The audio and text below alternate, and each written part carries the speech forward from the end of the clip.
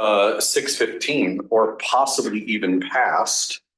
Is it? I will check my cutting edge 2007 technology here, which tells me it's actually 6:17. So we should get going. We have 6 people. Yep. We have a quorum yet? 1, 2, 3, 4, 5. We have 7. We have 7? We have to have 7. We do not have 7. We don't, we have 6. Yeah, you have to count Lauren. Lauren, right, okay.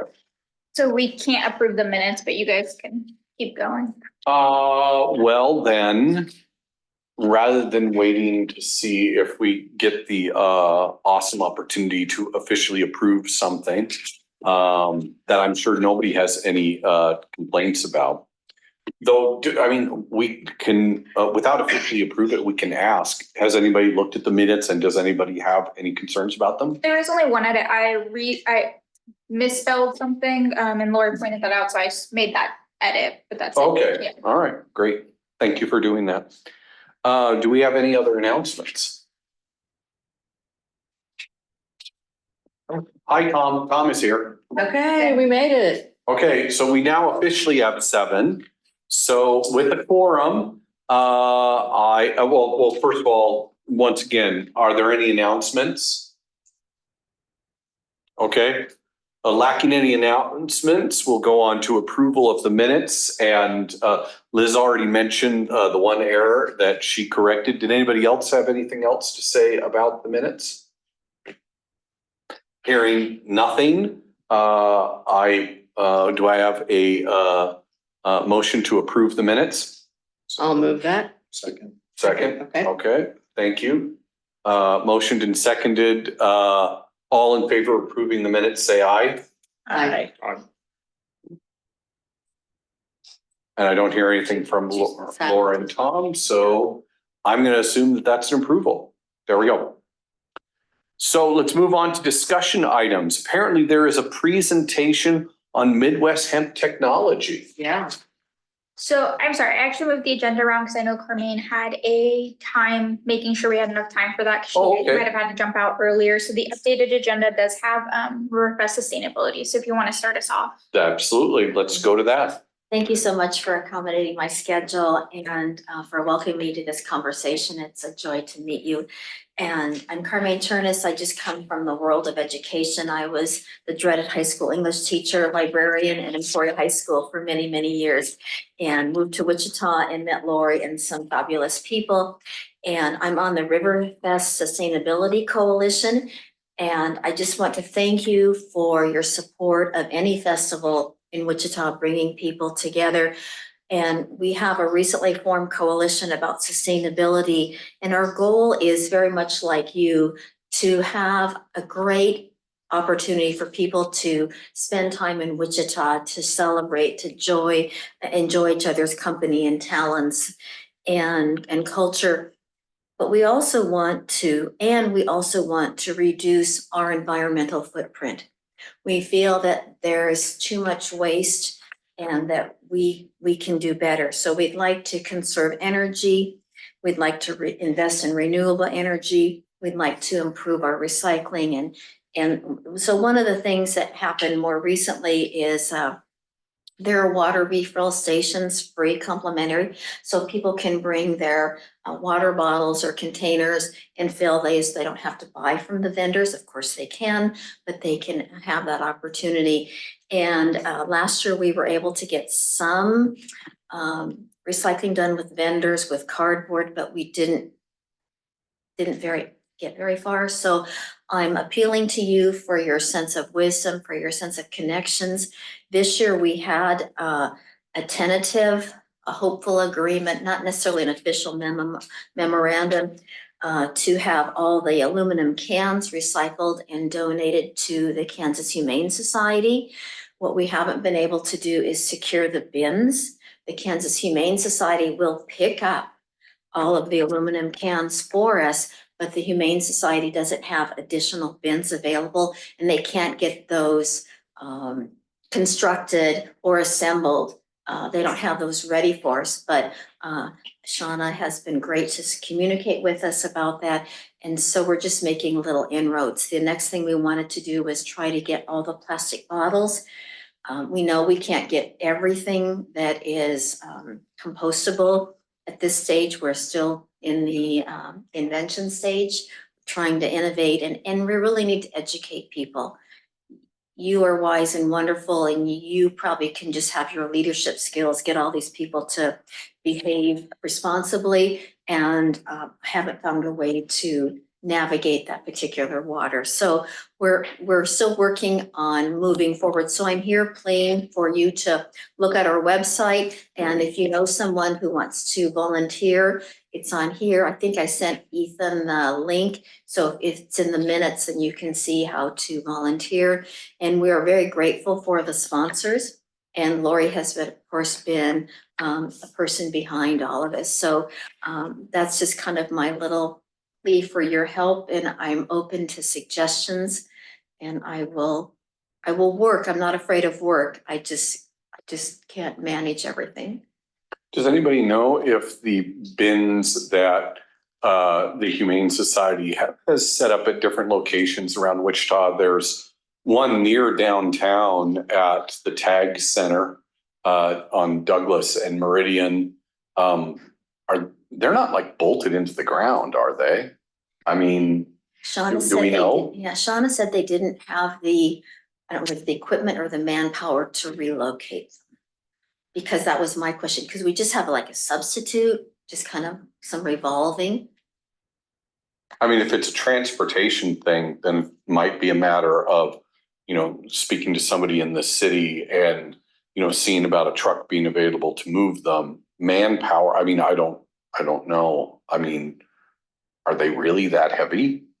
I mean, I've never tried to lift one, but they're big. yeah, they're but- big and they're awkward is probably the Yeah. question of trying to transport them. Anyway, I mean, they're saying that they don't have the time to construct it. I'm just thinking, maybe not leaving there, maybe not transporting them to downtown Riverfest and leaving them there for the entire week, but maybe we could bring one of them one day, another one. To a concert where they're all Yeah, drinking beer and they. That would be the great thing, the evening concerts there by Century too. That's one of the things that they were focusing on specifically. In fact, they tried to put that effort forth last year too for the concerts, because they're like, oh, they're throwing all these aluminum cans. That's stupid. Right.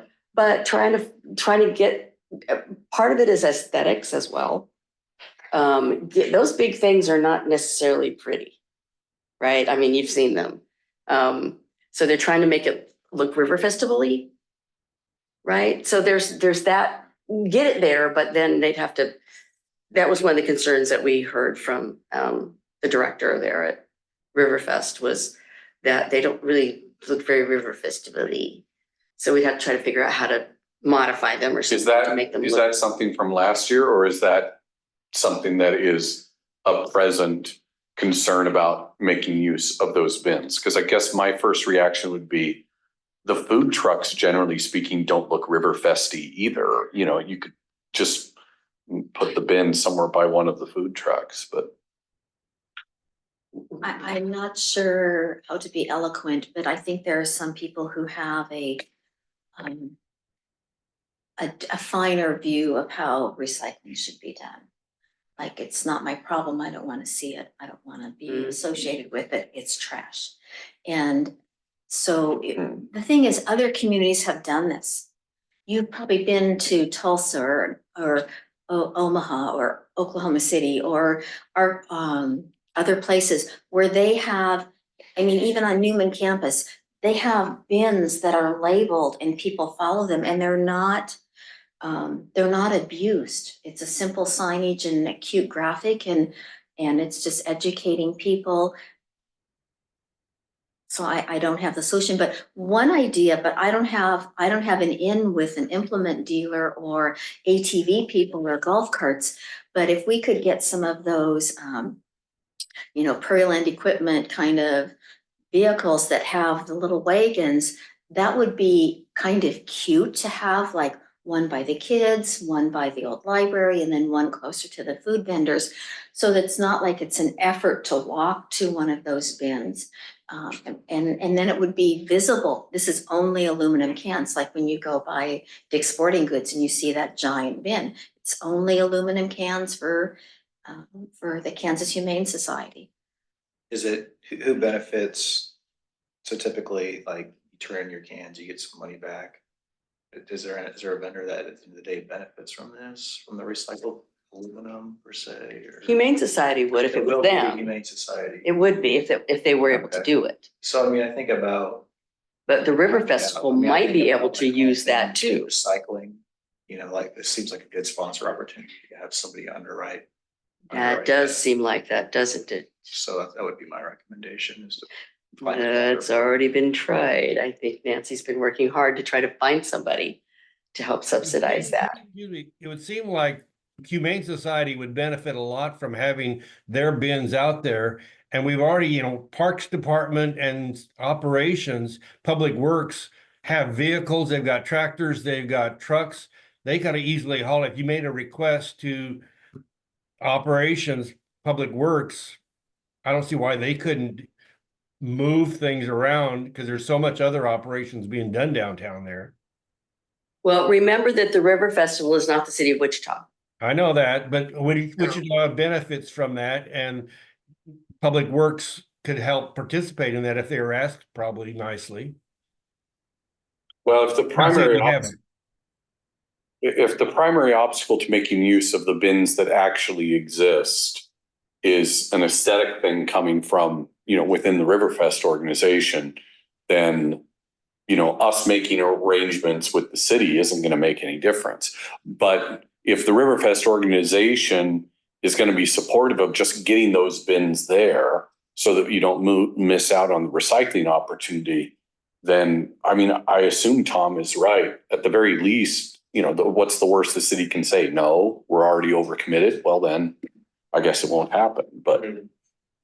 Given that the aesthetics seems to be important to Riverfest, is it possible to sort of have the bin offsite and like a refill, like we have smaller bins out that someone walks back the alley and dumps on? Not that I get that requires volunteers to do that, but that would be if the bin was close, but not in the main flow. And to me, we'd probably have to create a different type of bin that has, thank you to Wichita River Festival for recycling, and proceeds go to whatever. But it would have to be designed so that it would fit in with what they do already. Okay. The concerts is the ideal place because actually the food courts use plastic. Well, in the food courts, they're gonna get full of trash if you put them in the food court area. No kidding. Yeah, that'd be That's full. why I thought we were talking about doing some recycling at the food court. And I'm like, someone has to be right there all at the time. every minute. Yeah, Yes. Or it will be full of trash. yeah.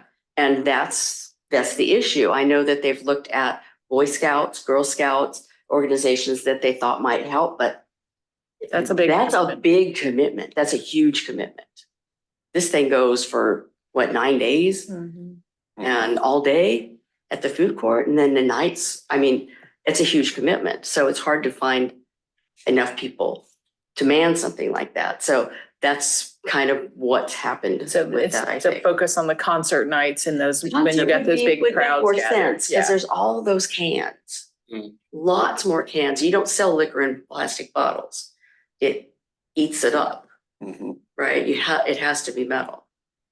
So the concerts would be the best place to start, and that's what they were exactly thinking of last year, hoping to do, It would be nice even if they just did one concert this year to show, just to start it. just to start. Maybe that's take a small bite. So maybe you deal with the aesthetic issue by saying it's not here for 9 days, but for whatever the expectation is for the biggest concert, you bring them in that night and then they're gone the next day. That's not ideal. That sounds to me like a good idea. And getting a bin there, it's gonna be a lot better than having Right. some smaller thing that Yes, somebody that's transports. eating. Because Lori's point about the overflowing trash, you care about the aesthetic look of it. If you have some small thing, it's gonna be filled to overflowing Yeah. And so quickly And then everybody looks at it and they say, oh, look, nobody's taking out the trash. Whereas, a really big bin where you can actually watch the stuff pile up, that it's I gonna think it look a becomes lot part of better that than night. some This is small the- thing on wheels. This concert is the night Yeah. for, not only are you going to a concert, but you're also Yeah. helping the Kansas Yeah. Humane Society.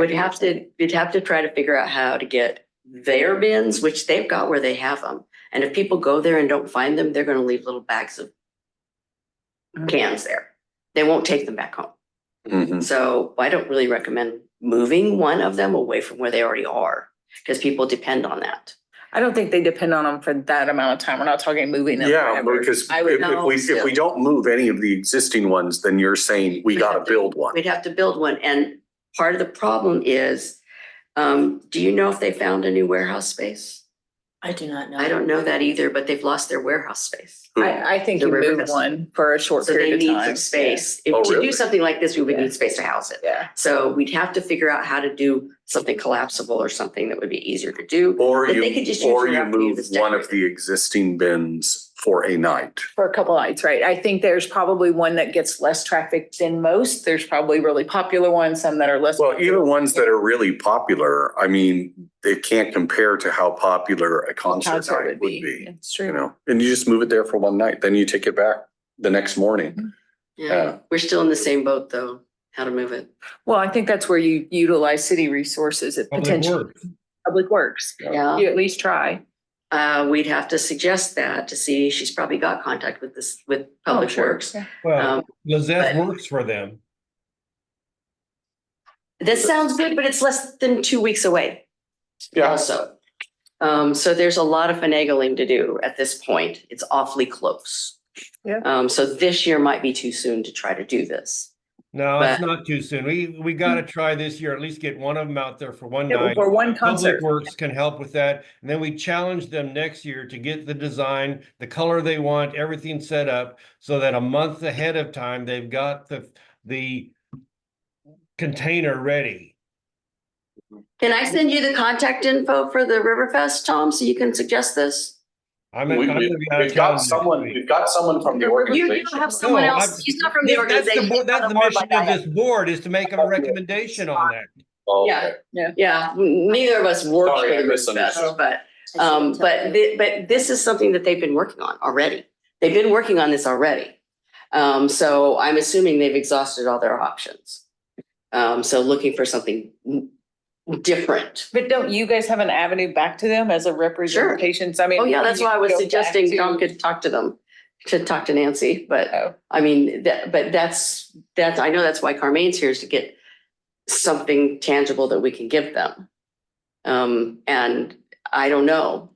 I also, from the ones that I've seen, those bins, if you try to pick them up, they'll fall apart. Well, I mean, that's one thing- also a concern. One thing that's going through my head is this, the Humane Society has obviously okayed this idea and premise.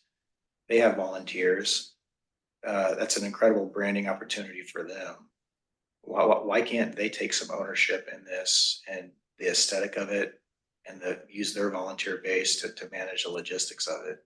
Especially if they benefit financially from it. Because they may not have a trailer. Maybe none of their volunteers has a trailer, so they would have to coordinate with Public Works. And so like great Joe Pager worked at Public Works and when I was with a nonprofit, he let us borrow cones. But we had to go pick up the cones, we had to go drop off the cones, we had to baby the cones. So if the Humane Society could staff and get a piece of hardware that they don't have, maybe that's the easy request. I think the city is already going to great lengths to make Riverfest a reality. And so not to say that they couldn't do more, but I think that the Humane Society has an important role in this whole idea. And I haven't heard what they're doing yet. So who has the connections? Lori and I can give you names and email and phone number information.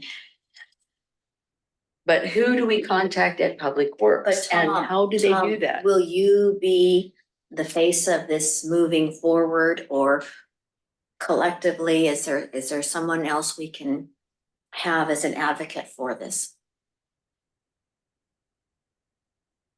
I mean, I'd be happy to make a couple of phone calls tomorrow, or the next day. I'm going out of town for 2 weeks. I'm actually going to miss Riverfest this year, starting Monday morning. So I wouldn't be able to follow up.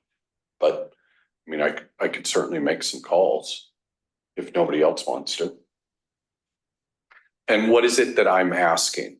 I'm asking, you're going to give me a contact information for somebody in the Riverfest organization, say that I'm from the Sustainability Integration Board, say there was a discussion, about ways in which we could help sustainability components at the Riverfest. And one such way would be getting one of the Humane Society's aluminum can recycling bins placed near the concert venue at Century Tube one of the nights.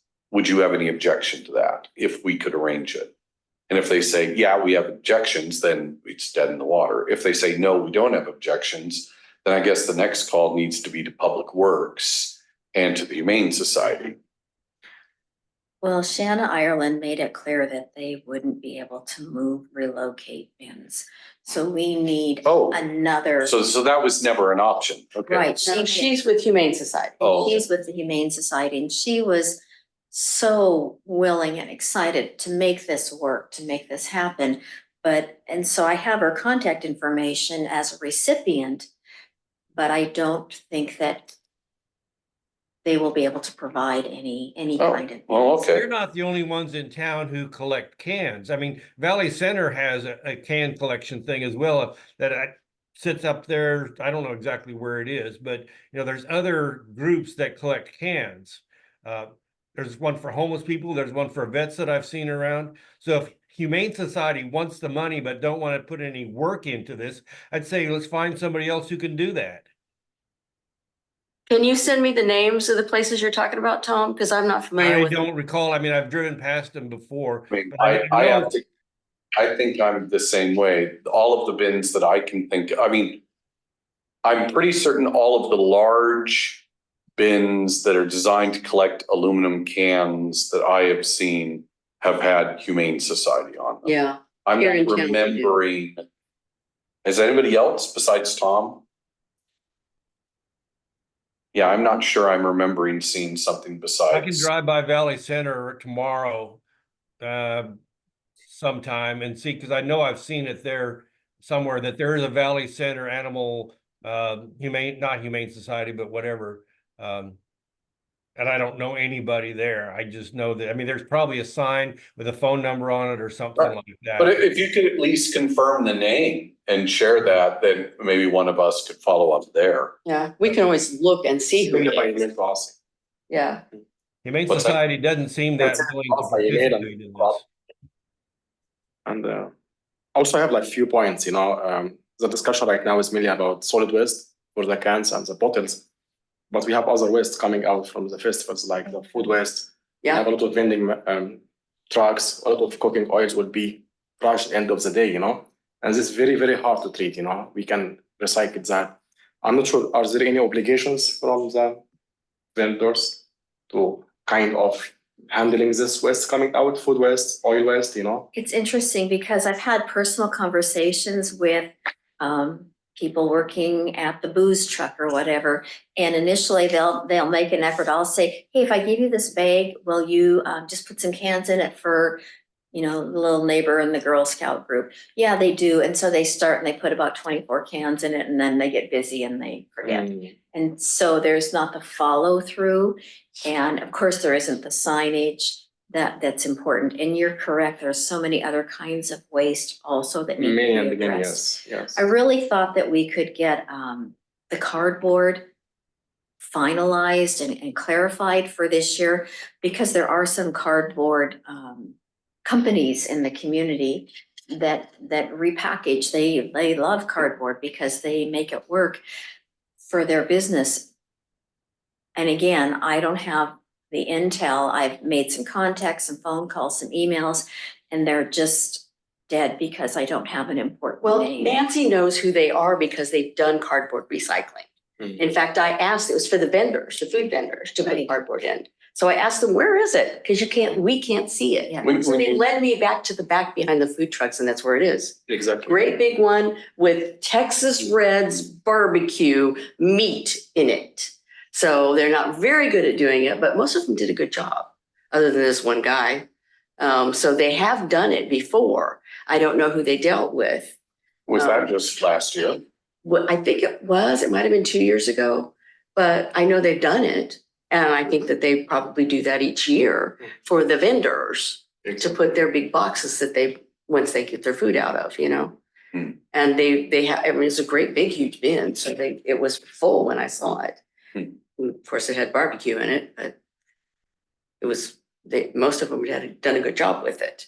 So I wonder if she's doing that. We haven't talked about that with her to see if they're doing that again, but I hope they will do the cardboard again, because I know she had set that up before for the vendors, not for. Still minimize a lot of waste, you know. The Have other they talked to Pro Kansas Recycling? There's a lot of volunteers over there. It sounds like there are there. Sounds like it. I'm Every not time sure I've that's been really there. what you think, though. This is a huge operation is the problem. And they are also volunteers. Mhm. So that's where the problem comes in, is trying to get people who volunteer on, what is it, Tuesdays and Saturdays? Mhm. Tuesdays and Saturdays?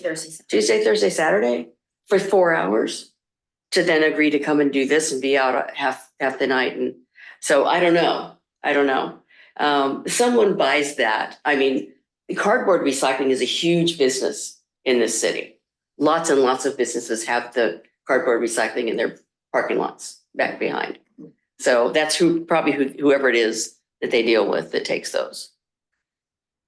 So I think the cardboard is probably handled, but Well, we do have to ask to find out if that's. the yeah, case. is she gonna do it or not this year? Yeah.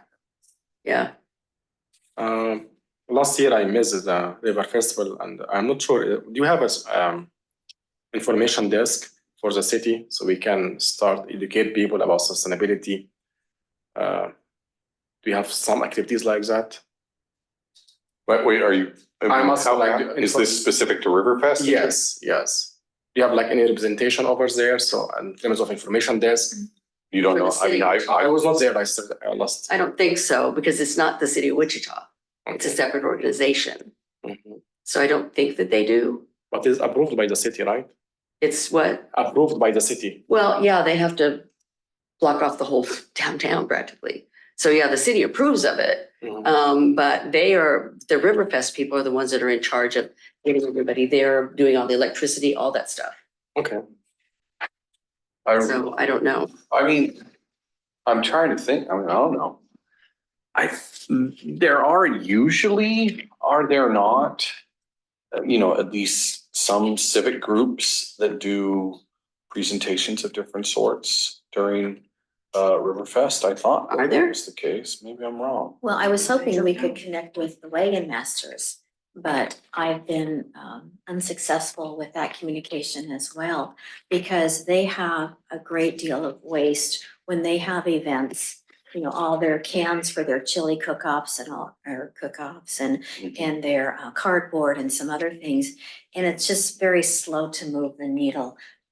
I've So were tried- you thinking of contacting the Wagon Masters because you wanted to ask them how they handled it? Well, ask them, they have so many volunteers. Ask if their volunteers would just be an eye. If they could be an eagle on one of those trash or recycle bins. Because they have so many people in their cute little vests and they're so jolly and they're so wonderful and they're so engaging and they represent the community and they welcome people to the community. If we could just get one of their volunteers to help, I think that would be. Well, I mean, former city council member Brian By is, a very, very involved in Wagon Masters. I don't know if he has any kind of leadership role, but he is very prominent in the organization because I see him at every single event that the Wagon Masters are at all involved in, whether it be the Ark River cleanup or the boat rides that were being given, last Saturday as part of the Keeper's 50th anniversary. So, I mean, just contacting Brian Brian Brian Fry, Fry, excuse yeah, me. Brian Brian Fry. Fry is an old student of mine. Brian Fry. Brian Fry. Excuse me.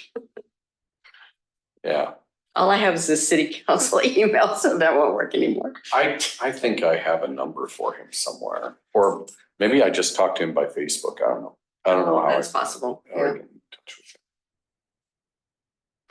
I don't know anybody else with the Wagon Masters, but I mean, oh wait, I think the new District 5 guy who took Brian's place, I think JD Johnston is involved in the Wagon Masters too. I think I read that. So yeah, there's two people. Thank you. Do you? Who? You have a contact for somebody?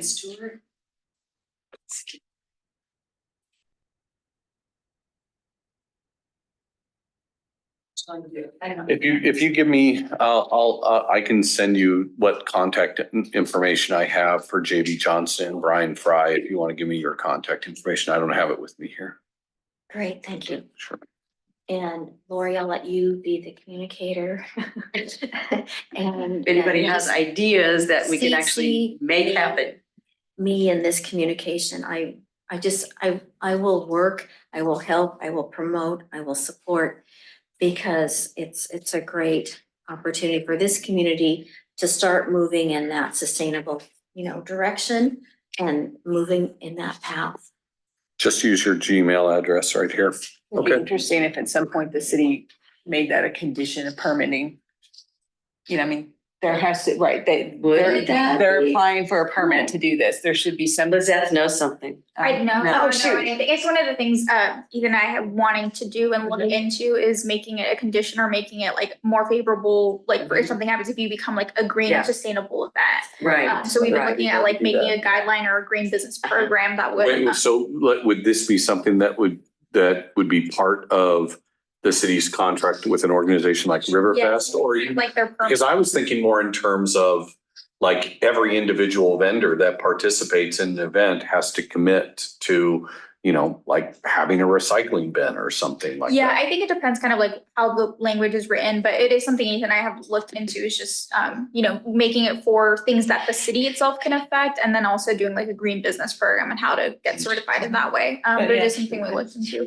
I was wondering, I know it's a smaller, but I was seeing that at Coachella last year, they did incentives for people where they would collect cans and they would get like, whether it be tickets to get more drinks or they would get merchandise or something. I didn't know if there was an incentive program to make it more like individual based. Was that something that they did? I don't I remember don't hearing remember. any. They did it this last year and. They did it last year? Not at River. No, Fest, Coachella, like at Coachella. Oh, Sorry, Oh. I was reading about it at Coachella this year and they people were literally with bags and filling up with like aluminum cans to try and get upgraded to VIP or they would get free merch or they would get, water, whatever it is that they wanted. So I didn't know if there was some kind of incentive program for next year anyways. That Well, made I mean, yeah. I think that's kind of brilliant. I mean, especially considering, how, and I say this with love, how cheap so many Wichitans are. If you said, hey, you can get a couple of additional tickets if you just turn in 20 cans. Right. There'll be people running all over the place. If we can have the people who are selling beer and stuff hey, if you return this, we'll give you 25 cents off your next beer or something Right. like this. Yeah. Bring it back kind of a thing to make some kind of. But incentive again, that's something Makes that them have to drink that be second written into beer. the contract with the Yeah. vendors. Yeah. Because if they're actually gonna be giving those kinds of discounts, then that's gotta be something that Yeah. you set up Well, beforehand. You could, and then, but also with the money you're making, maybe from, I don't know how much comes out of aluminum cans, but maybe that can kind of come out of that. Yeah. If Riverfest itself is the one recycling it and it's trying to give incentives also to the vendors. Well, okay, now that I think about it, so the vendors that are actually in the site, you have to use the food tickets for them. And so you actually wouldn't have to work with the individual vendors. A deal like that would just be with Riverfest itself.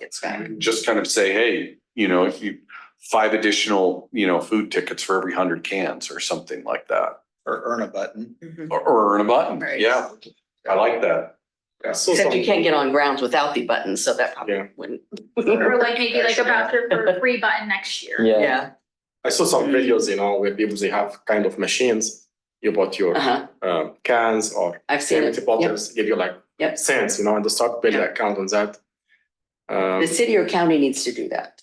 The state I needs to do that. Yes, I agree. Yeah. I agree. But I think those machines are run by different companies. Yes. Well, they're typically states where you're paying a deposit to, the ones I've seen. True. They're in states like Yeah, Maine, Vermont, where you pay a deposit on the can. So I paid the Yeah. deposit, I put it back. you throw it I back get in my, and I get it my, back. Right, my nickel back or right, whatever. yeah. I truly appreciate your time in generating ideas, brainstorming. If you'll send information to Lori, Mhm. contact me. She has my contact information. I'd be happy to try. Well, thank you for coming by and, sparking the conversation. It's not something I'd thought at all about before, so appreciate it. Some of us have. Well, good for you. Or there's not anything you haven't thought of There's before. so much that Riverfest could do. But it's very slow moving, as slow as the city of Wichita. Yep. Thank you so much. Thank you. Appreciate it.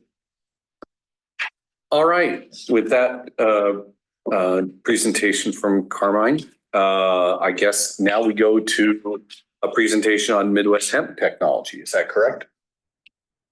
Yeah, Yes. yeah, All right, seat up here, is that okay? sure thing. sure. I'm sorry, we've probably met before, but I don't remember your name. I don't know, Sarah. Hi, Sarah. Yeah, I don't think we've met, but maybe.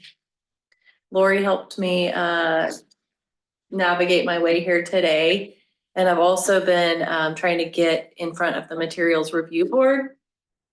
I think it's Brian, he's a city of Wichita person. And I'm trying to get hemp erosion control blankets approved as a material that parks and public works can use in different dirt work projects. And so I want to talk to you a little bit about the erosion control blanket specifically, but then I also just have like my traveling roadshow of hemp products that I want to show you, because hemp really has a lot of ways in construction and building materials that are really cool. So I have a company called Midwest Hemp Technology. We're located in Augusta, and we buy hemp fiber and grain crops from area farmers. We're not in the CBD business. We don't have anything against that business, but we do not grow those types of plants. We don't harvest in a way that generates CBD, and that's just not what we're processing. What we're making is fiber and grain. And the grain, there's nothing in here grain related today, but the grain is a high protein food source that also has a lot of value. But the fiber crop, when we bring it in, it's a bale. It looks just like a hay bale if you saw it driving down the street. Lori's been to the I've facility. been out there, yeah. It is That's pretty just cool. looking like 1,000-pound round bale, and that's really all that it is. So we take the stalks and break them down. And at our facility, we just produce the fiber and the hurd. So this is hurd. Sorry, it's in plastic bags. She knows me. This is the wooden core of the plant, and then this is the other part of the plant, which is more fibrous, and you're welcome to like look at that. So we don't make the hemp erosion control blankets there. These come from Canada. But I still would like to consider using them in the city of Wichita, because the more integration of hemp-based products that we can introduce in everyday consumer goods, it's going to help the market develop. It's going to help farmers understand what the products are and start growing them. It's easy if you open. So this is the product specifically that I've been trying to present to the materials review board in the city of Wichita. I'm like approved through their vendor portal so that they could order it if they, move that in that direction. But then there other products. This is hemp wood flooring. These are hemp plastic utensils and straws. So you can look at those. And then this is hemp twine. My shirt is hemp, but hemp twine and hemp textiles, they all still come from China. There's really today no domestically made hemp textiles. Because it's been illegal for so long. Illegal, but it was never illegal in China, so they never stopped growing hemp in China. So this is from China. My shirt is, I think, from Thailand, and it's 55% hemp and 45% cotton. But the hemp industry is growing in the United States, and we are, like the textiles, there's a company in North Carolina, I think you can get hemp socks. But that's, as far as they've gotten on developing the twine and turning it into a product. In addition to the erosion control mats, and then we'll just kind of focus back on those. But this is 100% biodegradable in 24 months. So the erosion control straw that goes down now and it leaves plastic on your embankments and someone either leaves it there forever or has to go back and pick it up.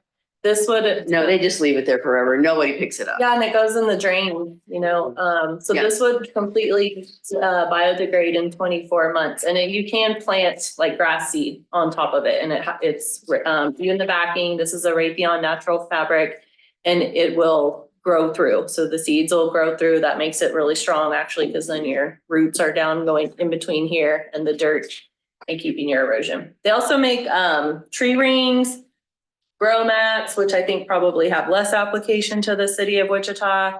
But the erosion control blankets, I just feel would be a really good place to start with hemp products and a great way to introduce hemp industry materials on the city's many buying needs. Yeah. Yeah. Speaking of buying, what is the price difference if I wanted to buy a hemp erosion blanket versus? Okay, I don't know what you pay currently for that. I did send an email at Lori's recommendation to Troy Houtman in the Parks Department. He had an out of office reply, so I'm not sure. I'll when I do know that, I'll reply. But is it just straight 1-for-1 cost, or do you consider that someone has to go back there later and pick that up? Right. These, I would also be interested in maybe learning, like, what is the city doing about getting carbon credits? Or are you focusing on purchasing that would provide carbon credits or offset your carbon footprint? Because this product would do that. So there could be some other benefits that are just, outside of straight costs. But I do have the cost. And I have a spec sheet on the product and then the cost. This can come in pretty much any size, but the standard rolls are either 4x50 or 8x50. This one right here is 300 GSM. They also have 500 GSM, so it could be thicker if you wanted. So just for reference, the 300 GSM, which is this 4x50 roll, is $102.30. So you could get to a per square foot cost there. Yeah. Be 200 square feet for $100.50 a square foot. That doesn't sound terrible. Terrible round numbers, yeah. So when you say this is a sustainable blanket, 100% sustainable, do you have any chemical treatment for this blanket or just as No, it is? no. Like you mean even in the field when it's growing? No, Or- yes, from the entire process. Yeah, there's no approved pesticides or herbicides for hemp right now, which Okay. as a grower is limiting. Sure, yes. But as a natural products producer, you know that it never got sprayed because there's nothing approved to spray on it. I see. Yeah. To make 200 square feet, which would cost $100, how much material in terms of pounds to make this? How much waste you turn into a product in terms of mass? I don't know that. How many pounds of material would turn into that? I'm not sure. I feel like you could calculate it if we tried, but I don't know it off. Yeah, if we know the dynasty, yes, we can do that. Mhm. Part of what's happening in Kansas is now growing hemp is legal under certain conditions. They're making it as hard as possible. But I know that we're getting more and more growers. Mhm. And this is a market for them if we can produce it locally. Mhm. Plus a lot of what you do already, you produce things locally. So there's a need, there's a desire for this across the country. So it would be a good export as well. If we can grow it, if we can do it here, Yeah. and Sarah can make it at her factory. Uh-huh. Because her place is, if you guys ever get a chance to go out, that is really cool. Have any private businesses bought from you, landscaping, businesses, construction businesses looking? We're really this is new. Okay. Yeah, so we're just introducing it to the market. I've, reached out to KDOT and other just erosion control supplier companies. But no, this is still new. We're still shopping the idea. And now they have a lot of track records of the government using it in Canada, and they have a lot of international clients from other countries. Like I know I saw on their Facebook recently that Dubai was buying it for some kind of project that they had. But no, I don't have any other Kansas entities, municipalities that have bought it yet.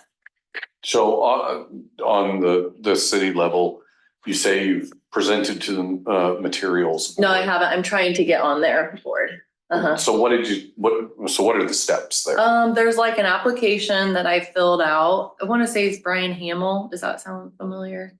Maybe. Okay. Yeah, I filled that out and I followed up with him multiple times and I don't know if it's like a monthly meeting that I needed an invite to. But I think he would test it. And maybe that would be kind of what I could hope that this committee would help me do, is just get him so I can present to him and get him to do a test so that he could have, a few rolls and see what happens and make sure it works for the slope and the grade and the water flow through. How about the temperature? Like, did you test on the temperature, like in terms of temperature resistance? No. Mm-mm. So It does have several ASTM ratings though. Okay. as a side passion of entrepreneurship. So thank you for what you do as an entrepreneur. I gotta ask you some entrepreneur related questions, like how long have you been in business? What kind of sales are you doing? How's business going for you? Okay, well, I have been an entrepreneur myself my whole life. I had a business called Safe Riders when I was 25 years old, and we drove people home in their own cars when they were drinking. And that is how I know that hemp cannot be any more difficult than driving drunk people home in the middle of the night. Sure. Cause that was hard. But we did have that business for 7 years. We sold that business. I stayed home for a little while and then I went to work at Freddy's Frozen Custard. And when I got there was 30 stores and I established their PR department and real estate development department. And I left there about 7 years later. And then that was right when you could start growing hemp. Just growing it. So I grew it in 2019 and 2020. And I was focused on CBD at the time, and it was inside in a metal building that my dad owns. And I was going to events and there was real farmers there and they were trying to grow CBD plants outside and like taking one plant and germinating it in a germ chamber and putting it in the ground with a tractor and putting raised beds with plastic down and irrigation. And I was just like, I know this is not the way. I am not a farmer, but my family has always farmed wheat in Barber County. This is not the way that it goes. And so I started researching what is the agricultural side of it look like. And then in 21 and 22, I had a grant from SARE, which is Sustainable Agriculture Research and Education. And it's a USDA grant, but it's administered through the University of Minnesota. And so with that grant, I got 5 farmers from around the state, and real farmers, I like to, real farmers, row crop farmers, traditional row crop farmers. And we bought their seed and we paid their licensing fee, which as Lori said is $1,500. So it's still very prohibitive for traditional row crop guys to want to jump in. In 21 with that, we had like almost no success. I think 3 acres out of 50 or something grew. And then we had the grant again in 22 and we had more acres and quite a bit more success. So that helped us like establish the base of growers and get the word out. I'm part of a group called the Kansas Hemp Consortium, and we have webinars and events where people can, we've written a best practices guide to growing because when you don't grow something for 80 years, there's a lot of information missing and a lot of misinformation just because of the crop that it is. And the leaves look similar to THC plants. And so it's likely to be confused. So we still have the Hemp Consortium. We're still doing the education and outreach. And then in 2021 is when we founded Midwest Hemp Technology. And we started contracting with the farmers to grow. So we had about our first 12 months of sales were not in 2021. It took us another year to get the equipment and to get licensed and have farmers turn in, real crops, so actual bales of hemp. So then we did have about $100,000 of sales in our first 12 months. And right now we're in our second, we're probably on like month 3 of our second 12 months. And so it's very cyclical, of course, because the crop comes in September. That's when we'll have a bulk of the grain. We do have a focus on the grain there because it is approved right now for human food. Anybody can buy hemp grain, hemp protein powder, hemp seed oil. Dillon's or Whole Foods or any of those stores. But it all, if you look at the labels, all coming from Canada because they have about a 20-year head start on us for hemp grain production. So we'll have another bulk of grain in September, October. We have buyers for that. The fiber and the herd, we sell this a lot of just mulch, animal bedding, simple uses. People also make hempcrete out of it, and that's where you take lime and water and you mix it with a cement mixer, and it is actually just really recently been approved as an insulator for residential construction. So it's not structural. Now I do have some people that make blocks out of it, so that's an option too. But it's exciting for it to be approved as an insulator. Just mixing it with lime binder and carbonated lime, which you do get more carbon credits for because it's domestically produced and higher carbon. Have you worked with Nexus at all yet? Yes, Okay. What are they telling you to do? They invested in my company and I rely on them heavily for advice with Trish Bracestead and Thomas. Like customer cohort? Yes, I've done that. I've done that's actually how I turned my initial, like I got the vendor stuff approved with the City of Wichita because the City of Wichita came to, the customer traction cohort. And then I've also done the accessing growth capital. Yep. And I did one other one that was, gosh dang, it was the most recent one. I guess kind of where I was going, do you think you can supply the City of Wichita with enough product that they'll, like, I worry about you as a young entrepreneur. And if you've already gone through that, then you're more versed than I am, but I worry about you going after the biggest fish first and not being able to uphold that first. Well, this is coming from a Canadian company that's been in business for, I don't know, at least probably 10 years. Okay. So I personally am not supplying this. We represent their product in the state. Okay. Yeah, so I wouldn't worry about that. So going back to the steps that I asked about, Oh, as far as you know, Brian just has to test it.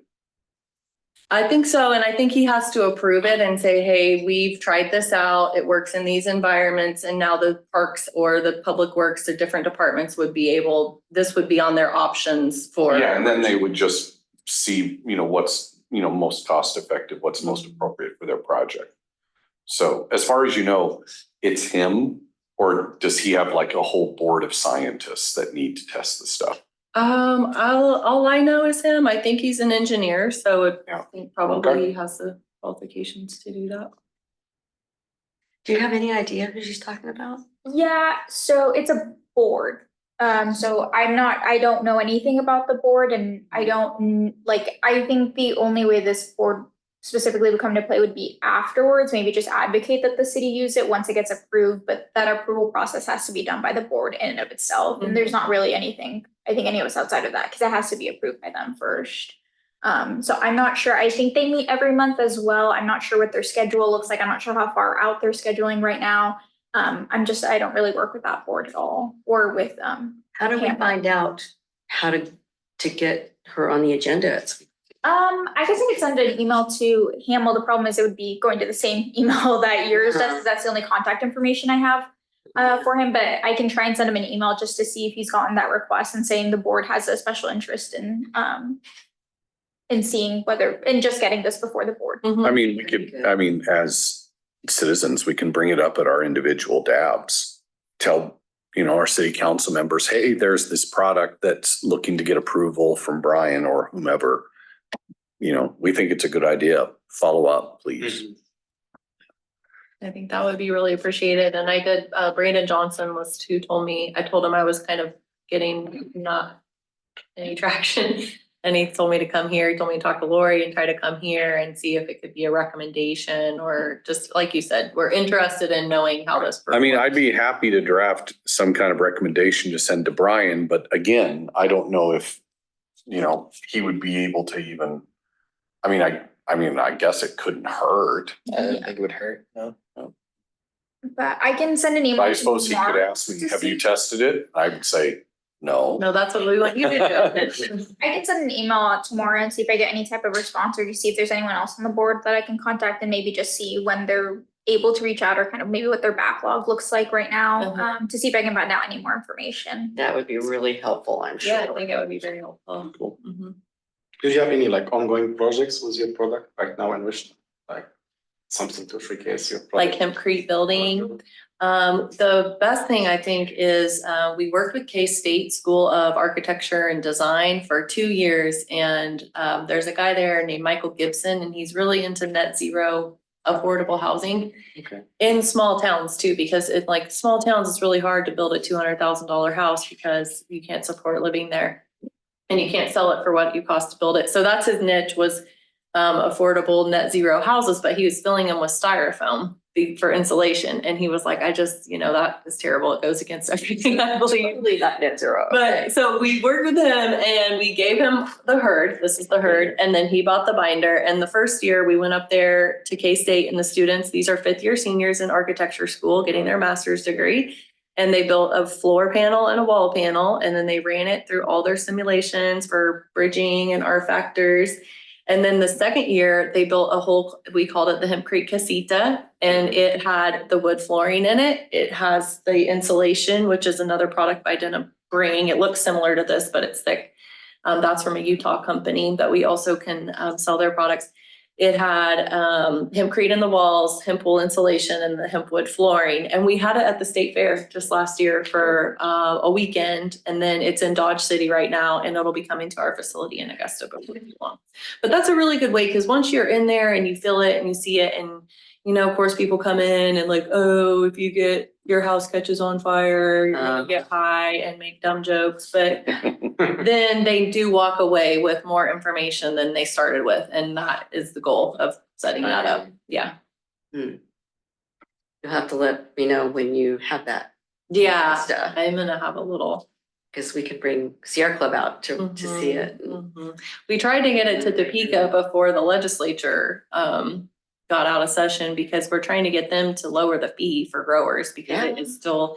And a lot of states, if you guys look up the Pennsylvania Hemp Engine, they just got $1 million NSF funding to develop the I-81 corridor for hemp production and processing and manufacturing. Other states are embracing and bringing stakeholders together and having conversations about how this can benefit their economy. And Kansas is policing, and not Wichita, but I'm saying it's the state of Kansas and the Kansas Department of Ag. It's not surprising at all.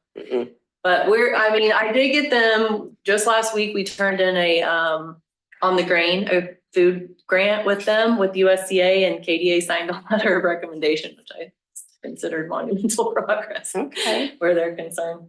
But I've been sending them these articles like, look at the Pennsylvania Hemp Engine. Oregon State established the Global Hemp Institute or something. They got a $10 million grant for that. There's a lot of carbon. It's meeting the moment on a lot of carbon requirements that companies and municipalities have to meet over time. So it's a good way to implement those policies. And it's like a 1-for-1 replacement. You were already going to buy erosion control matting or flooring or insulation. So you don't have to figure out how to take this and build something for your house, which most people are not going to do.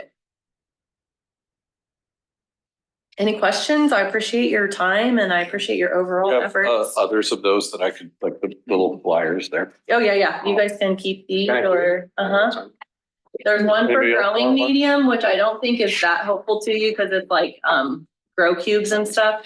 But the weed suppression, and then this is the pricing if you wanna, That's fine. okay. That's the erosion control blanket, and then this is the weed suppression blanket. The erosion control blanket might be good for Lizette and Ethan to Okay. have, if you have more of them. Sit down. And And I We're also also taking them feel all. like the technical spec was that, would that be helpful at all? Yeah, I think Okay. was that one of them that you had already sent? Yeah, I probably did. Okay, then I have a digital copy of that, Okay. so no need. Okay. But yeah, I have your email, so I'll let you know if I get an answer